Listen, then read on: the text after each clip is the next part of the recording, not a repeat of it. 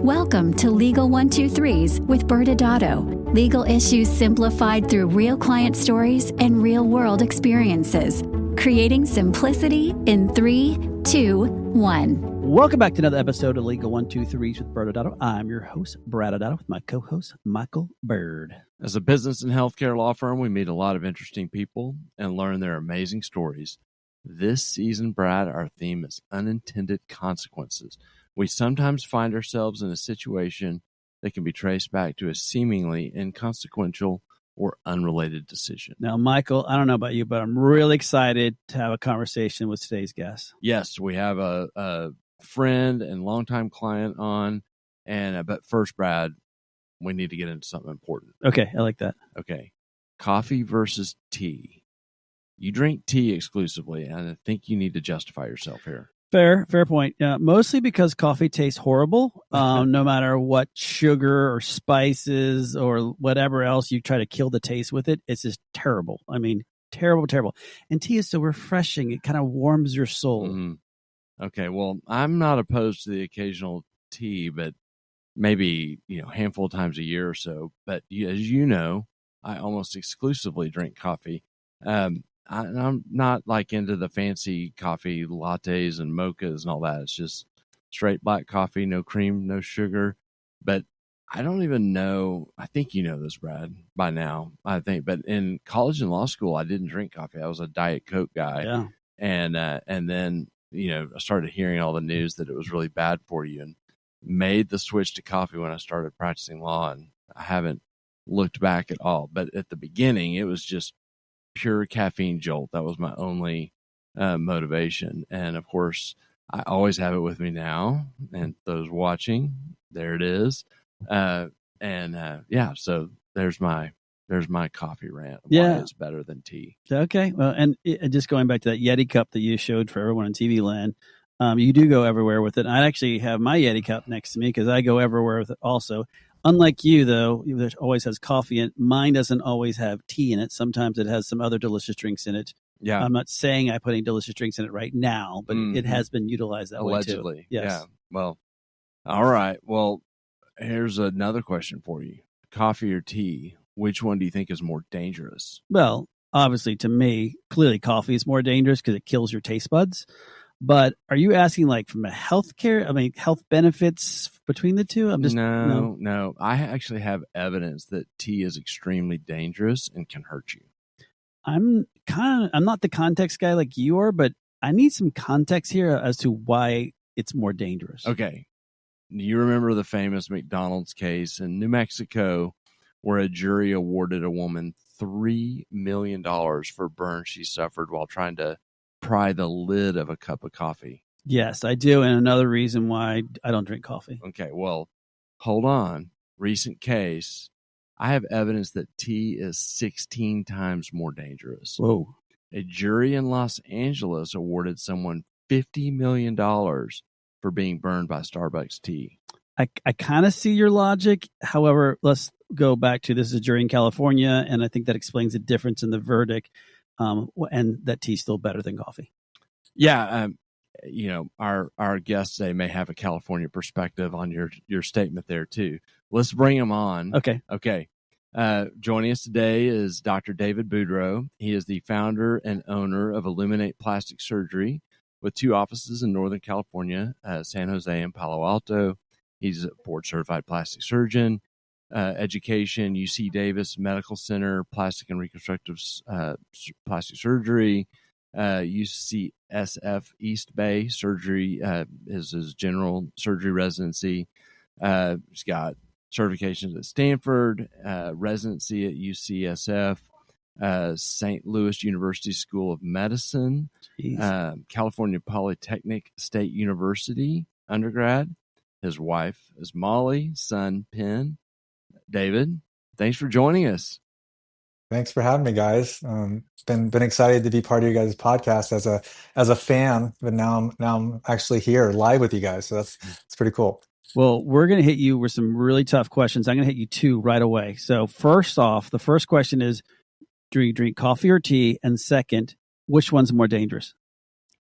So I'm a heavy coffee drinker. I usually have my first cup of coffee around 4:30 in the morning, generally even while I'm working out. And then in California, we have really bougie places like Phil's Coffee. That I call it caffeine with nitros.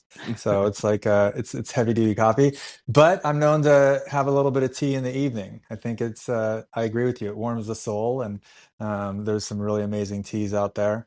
And so I'm not married to coffee, but I do like to date it. So yeah. Do you think one's more dangerous than the other? Um, I mean, I think you guys see things from a legal lens, but I think tea has a lot of health benefits. You know, Eastern medicine. Big fan of a lot of the different types of teas and you know, from the earth kind of feeling. Yeah. Overall, I'd have to kind of agree with Brad here. I think coffee, for the most part, especially Starbucks, can be burnt and flavor overly baked, and so I think coffee has to be like modified from my point of Okay. view There to All you go. enjoy. right. Yeah. Okay. We never want to enable Brad, but we'll have a sidebar on our next meeting. We could still be friends though. Like, Of course. yeah, yeah. All right. So let's jump in. And so I gave kind of your stat sheet bio introduction, but love for you to introduce yourself to the audience and just talk about you and your story. Yeah, well, thanks. Well, I am, as you mentioned, the founder, co-founder of Illuminate Plastic Surgery. My wife, Molly, is a nurse practitioner, helped me start Illuminate Plastic Surgery in 2015. And we started really kind of like a small family practice. In fact, we often called ourselves the family practice of plastic surgery, right? We really believed that we wanted to get in there and kind of take care of patients together. We rented a small space in a retiring plastic surgeon's office, and I converted his coat closet into my first office and saw patients there with my wife. And we really enjoyed the relationships that we're able to form with our patients. And so I think, you know, overall, like Illuminate's foundations was in that core of just family-centric patient care. We always put patients first.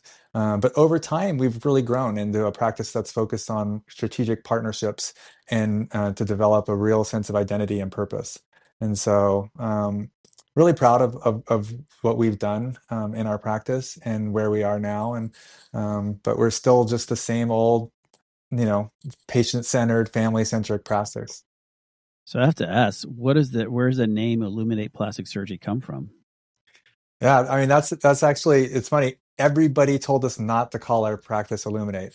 Every single one of my mentors, we kind of brainstormed it. You know, we did mind mapping and bubbling. Like we didn't want it to be my name for Yeah. obvious reasons. Boudreault is just too hard to spell and read. And Huh. we were advised early on not to do that, really, because, you know, if anything was to happen legally and you had to bankrupt your name, that would be awful. And then if you ever Mhm. wanted to work with other people, you know, not nobody's going to want to be, you know, Boudreaux aesthetics, right? And so it just really it wasn't in line with what we really saw for Illuminate, which was something much bigger than ourselves. Mm-hmm. And so, and we didn't want it to be something that was like, you know, new you or like, you know, transformation. We wanted it to be like something that represented what we really wanted to do for people. We just wanted to like take them and help them shine, right? And Yeah. so we want to turn the light on, kind of, we want to illuminate. And Yeah. so and everybody was against the name no matter how much we explained it, but we just were really passionate about what that meant for us. We wanted to be a light in our community. You know, our faith kind of instructs us to do that, and it just kind of hit so many things for us. It really kind of, you know, like tea, hit the soul, you know. Yeah. Well, I love that. Well, and you were talking about how Illuminate Plastic Surgery is kind of a family affair too. Tell our audience who's not familiar, like what service lines and other things you guys do at that practice. So Illuminate has transformed over time into a fairly large organization. So we have 70 people that work for us. Wow. We're 3 surgeons now hiring our 4th. We're in multiple cities. We have multiple offices. We have partnerships with multiple different types of practitioners, PAs, NPs, MDs, occupational therapists. We believe that our strength is in diversity and the way that we see patient care and the way that we're able to kind of meet patients where they're at on their journey and the things that we're able to offer them. Everything from surgery, obviously, skin care based treatments like lasers, Botox, filler in our skin, Illuminate Skin part of our practice, wellness services for anti-aging, longevity, post-operative recovery, And then we have our in-house operating room as well. And so we're a multi-income stream, a complex practice. And on top of that, thanks to people like you, we are equally as diverse in our structure, corporate structure and legal structure, positioning us really well for partnerships with providers of all types and backgrounds, so that people who share our vision have an opportunity to come in and be part of something bigger than themselves. Yeah, one of our common connections is we're both builders, and so we've had a lot of fun conversations over the years as you've kind of shared your vision, often after you get done running or while you're running. But talk a little bit about just what you've learned in trying to build, and what that experience has been like for those. I'm really thinking of those in the audience that may have big ideas in their mind, and what's that actually like? Yeah, I mean, I think you can read a bunch of books about all this stuff, but I think from my point of view, I think probably the biggest takeaways would be start small, nurture, grow, right? Work on what you have to offer, right? Who are you? What are you about? What do you want to be in 10 years? The same things you were told to do in high school, right? You need to be clear about what you want to accomplish, what your vision is, what your mission statement is, because that's going to permeate your business. That's going to basically affect who you hire, who you fire, who's on your team and who's not, essentially. And as somebody who really thought you can just jump in and just be like, I'm like patient first. That's who I am. I'm going to like put that patient first. I'm going to come to work. I'm going to see them every day. I'm going to take care of them on the weekends. And I'm just going to be, it's not enough. It's not enough, because as you grow, you need a team. And so just as important as all the surgical skills that I developed in residency to deliver high quality results, without adequate leadership, your organization will spiral. There'll be problems you could never see coming, and all with basically good intentions, right? So you came in with good intentions, and what you created was a bunch of misery for everybody around you. And so what I learned is practice needs structure, right? You need systems, and then you need your team to really share in your vision and believe in your vision, not just say it, but believe it. And so talk about so you alluded to that too, that there's in this kind of phase and our theme is unintended consequences. Talk a little bit more about some of your experiences that you've had that were you had good intentions, and then you kind of skinned your knees trying to do whatever it was. Yeah. So we only have 25 minutes. So so many. But I do think like probably my greatest strength ended up being my biggest weakness. I came into my practice putting patients like an extension of my family, right? I treated them, each and every one, like they were my sister, and now lately more like my daughters. So in the end, I ended up treating my staff the same way, just like they were an extension of my family.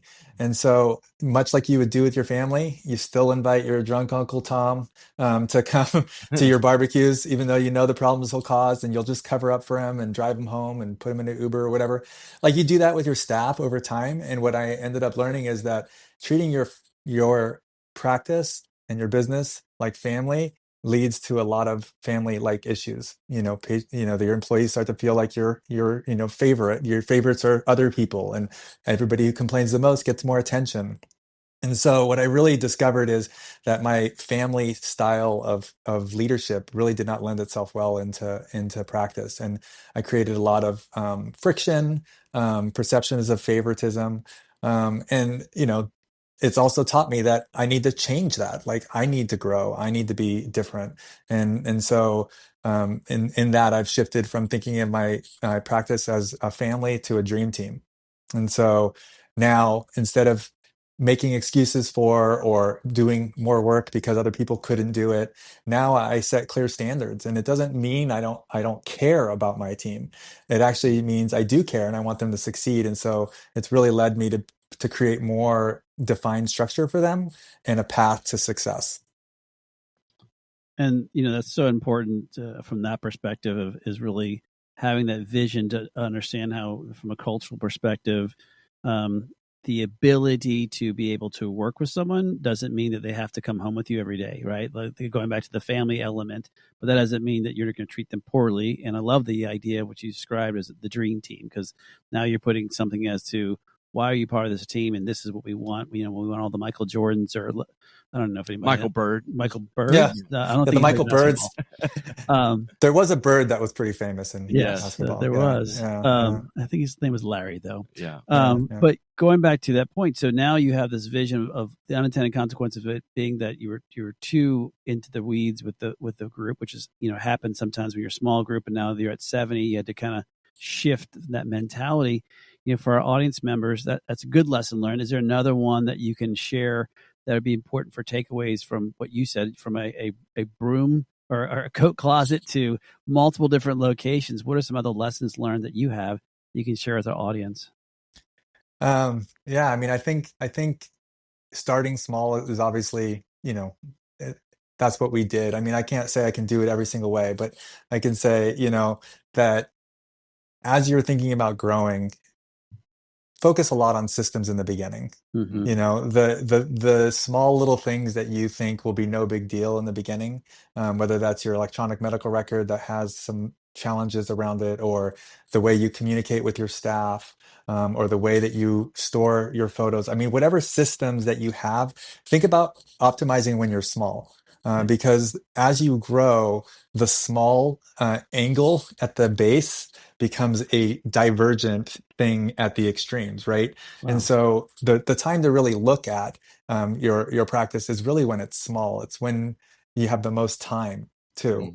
As somebody who really has no time, mistakes cost me dearly, cost my family dearly, cost my partners dearly. And so, it really is the time to start focusing. And then, the other thing is probably understanding how important partners are, right? You can't do it all. And so everything went through me for all decisions. And as I got busier, I'm in the operating room more, and I'm not available to make critical decisions. And so, building your team early, even when you're small, I think a lot of people pride themselves in being like, it's just me and my patient care coordinator. She answers the phones, she rooms the patient, she follows up on my leads. And you don't have a team then. You just have that one person. And so, forming your teams early is another great lesson. So one of the things that I want to kind of touch on that you just mentioned is time. So you, like a lot of our clients and a lot of our audience members, have been trained to be a surgeon. And that is, as you said, you come in thinking that I'm going to be, caring for my patients, and that's what you've been trained to do. And you have these visions of all the attention and et cetera. And yet you're also the CEO of your business. And so you have a business side. And so you talk about how you've managed your time as the business has grown and you're getting pulled in all these different directions. And what have you noticed about how you spend your time as you've grown? Yeah, I think the biggest surprise to me as somebody who absolutely hates meetings, is how many meetings I have now. And so probably the best way to organize my time is, one, I've hired an executive assistant, who knows me very well, can almost attend meetings on my behalf and speak on my behalf at this point. But she coordinates meetings. It's like, basically you put an agenda item on a calendar and all of a sudden you're up at 10 working on the thing that you were putting off, right? So setting deadlines, setting meetings as a way to move things forward. And then, that's been like the biggest change in my management of time. Before, I just would work longer hours. I mean, I don't sleep very much anyways. I go to bed at 10, 11 at night, and I'm up at 3 to 5 in the morning, somewhere in that ballpark.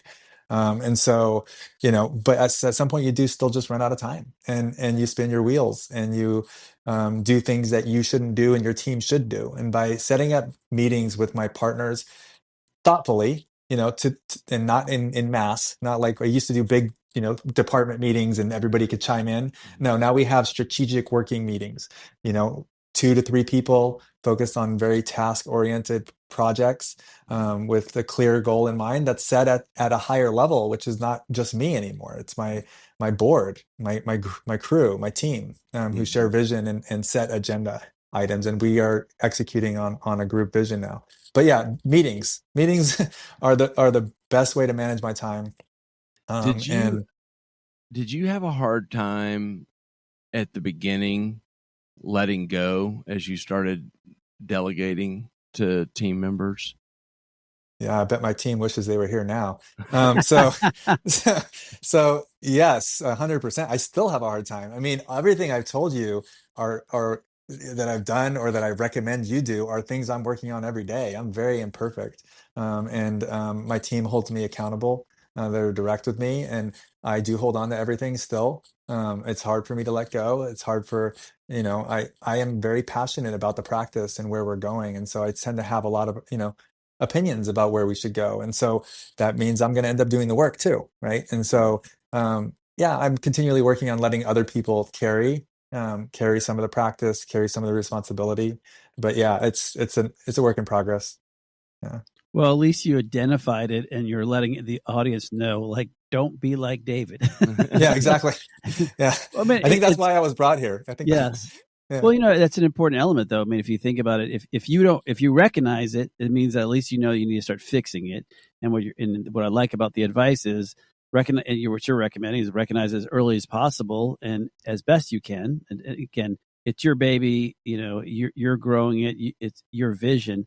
It's really hard sometimes to let go of certain elements that you've kind of built yourself, and especially if in a small business like y'all's, it's truly a family business. You built every single element, but now with 70 employees in multiple locations and potential other growth, it's hard to be that same person. Yeah. Yeah, it's one of the funnest things about growing other businesses in parallel is you think you can do it better, right? You're like, look at all the things I've learned, right? I'm not going to do the same things. And then the new baby is just as hard as the old baby, right? Like the baby arrives and you're like, I'm going to be so much better dad, right? And so, and we started our post-op recovery business called In Hands, in Los Gatos for post-op and I have a new partner and like trying to figure it out, trying to set up vision, trying to set up systems. I do have a bigger team now, and so we're going through that iterative process quicker, right? Mhm. But the same struggles are there. Just because you got to learn something doesn't mean all your partners have learned it too. And Yeah. you kind of have to walk through the journey of raising that unique baby, with their needs. So yeah, Yeah. it's Have fun. y'all started? This is a pivot question. Have y'all started integrating AI into your practice at all? Just thinking about your answers, you keep talking about systems and processes, and I'm curious what y'all experienced. Yeah, we've shied away from a lot of the AI solutions that we've seen in the market. We don't like the phone answering services that AI has provided. I think AI is going to be part of the future of especially the private practices that haven't been swallowed up by private equity. We need staff, and they're very expensive. They're worth it. If anybody listens, they're listening. They're worth it. But it is the biggest line item on our P&Ls, right? And so taking monotonous tasks and assigning them to an AI agent is definitely something I've been looking at it for my like a CFO function in my practice, and try to look at my books to look for errors and things and patterns in purchasing and things like that. Some of the background stuff, I strongly believe that no matter how great AI sounds, that the personal touch, the authenticity that comes in private practice comes from that person to person connection that can't happen autonomously. I mean, it can Yeah. sound good, but it's not a real connection. And for private practice, that's our distinguishing characteristic is that we're having a relationship with you, and that can't be fabricated. So fascinating. What t- what are your thoughts about where do you see plastic surgery over the next 5 years? I mean, we've talked about AI. You've alluded to private equity.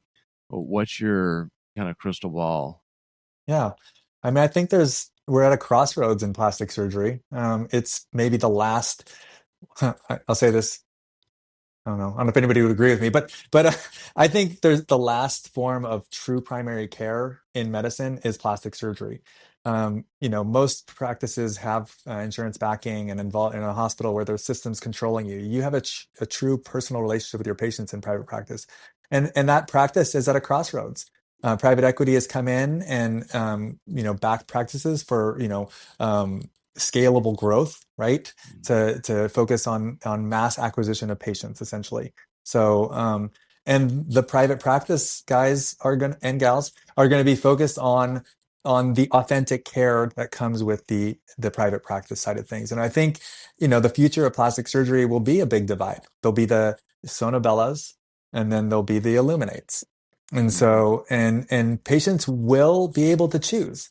They're going to be looking for, the more that they're marketed to, the slicker it looks, the less surgery like it looks. They're going to eventually go in and realize it's still surgery, right? And that's going to chip away at trust. And so I'm betting that patients are smart. They're going to be looking for practices that promote a trusting, transparent, safe environment for them to explore their aesthetic goals. And so I think there's going to be a big divide, and there's going to be a lot of people still going to Starbucks, and then there's going to be a lot of people still going to those private coffee shops that sit and chat with you about why they picked these grounds, and and which Jamaican hill this came from, and I want to be in that side. That's the side I want to be on. I want to keep what we started. I want to keep those relationships, the pure. Some say plastic surgery is not that pure, but I think it's a pure relationship, at least. And I think it's something that we're really facing right now in the private equity world. I call that the coffee side.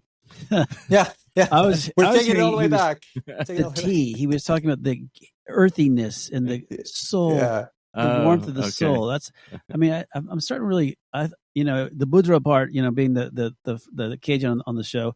Yeah. I always liked you, Dave, even though I didn't know you. But now that I know you, understand that the power of great tea. That's that's important too.